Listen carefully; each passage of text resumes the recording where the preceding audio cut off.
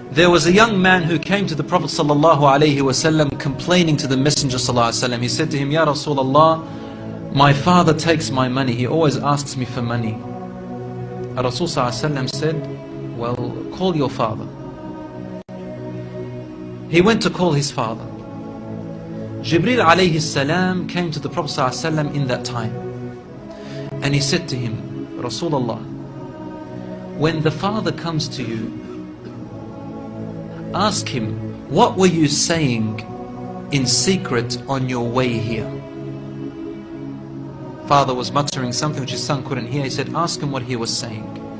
When the father approached the Rasul ﷺ, asked him, is it true what your son is saying? The father said, Ya Rasulullah, if he only knew what I'm using his money for anyway. I'm using it to look after his poor auntie. She is left without anybody. Where else am I putting it? Only in places where I have to. Using it towards his family. The Prophet ﷺ said, look, I want to ask you a question. Tell me about what you were saying in secret when you were coming towards me here. The father looked at the Prophet ﷺ and said, I made some verses of poetry. Rasul ﷺ said, please say them to me.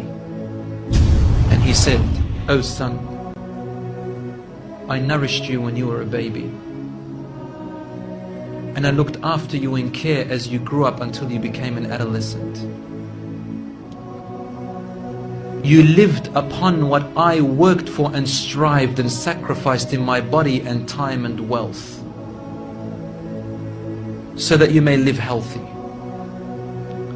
Whenever a night passed you, when you were sick or ill or coughed, I was the first to be up, carrying you and looking upon you with my heart, afraid if an atom or a little breeze would harm you in any way. I could not sleep while seeing you sick until you slept, and then I slept. He said, when I used to see you sick, it was as if I was the one who was sick and ill, and so my eyes would always overwhelm with tears, but you never knew. And then he said, and when you finally reached the adulthood, which all my life I was anticipating and looking forward to seeing you become that.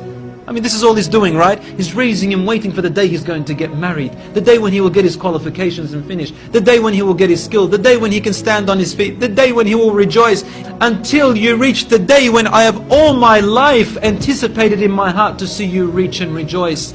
You gave me a reward, and your reward was harshness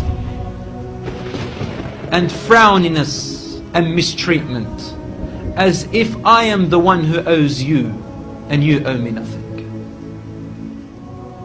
The way you treated me is like what a neighbor would treat his neighbor. I wish that you even gave me that. Rasul ﷺ, he looked up at the father, and the father looked at him, and the Prophet ﷺ's beard was soaked with tears.